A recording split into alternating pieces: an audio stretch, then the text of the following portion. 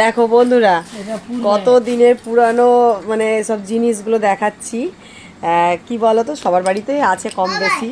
তো এই যে টেলিফোন দেখতে পাচ্ছ, এটা আমরা তখন ছোট, মানে ওই 88-87 সালের কথা বলছি। এই যে এরকম এই ফোনগুলো কাদের কাদের বাড়িতে আছে গো? আমাদের বাড়িতেও একটা আছে, দেখেছো? কত দিয়ে, এই তো নাম্বারটা আবার লেখাও আছে, দেখো 297743 এই নাম্বারটা। আজকে মা হচ্ছে ঘর ঝাড়লো তো, তা এটা বেরিয়েছে ফোনটা। আর আমার বেটু হ্যালো বলছে আবার, ও বাবালে।